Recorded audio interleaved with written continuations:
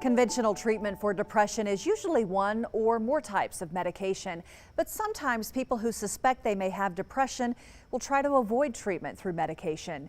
In tonight's Hello Idaho, Larry Gebert brings us information about alternative treatments. We've had a lot of depression during the time of COVID-19 with the lockdowns. Well, the medication can have its possibilities, but Dr. David Kent is joining us, psychiatrist in the local area from Cottonwood Creek Behavioral Hospital, and you have a treatment program that is considered really an alternative to medication, and it's magnetics?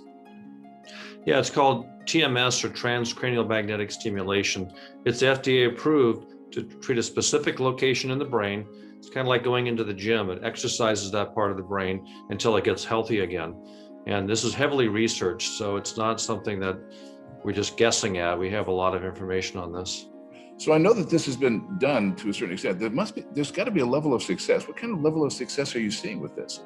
Well, I get all the hardest cases because they're people that have failed treatment, like medications and psychotherapy.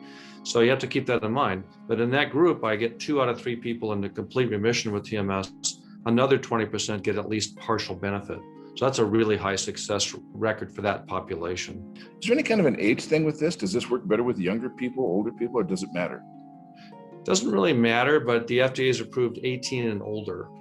There are some places in the country that are trying to treat adolescents, and I think they're having good success, but it's not fully FDA approved.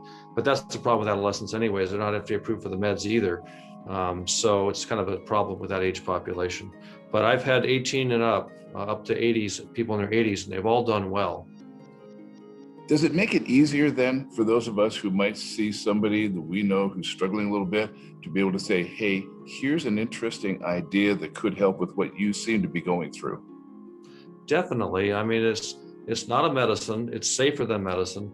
They kind of put off a little bit about the use of electromagnetic energy to treat somebody. It seems kind of hokey, but it's not. So they just have to overcome that hurdle. But when they come in to see me, I give them all the facts and information. And at the end of that, they're usually super excited. They do really, really well with treatment. I have a very low failure rate. So I can usually give a lot of people hope. That's the key ingredient here, is the hope. Once people get depressed for years, they lose hope in that there's going to be anything better. So it's a dangerous situation to be in.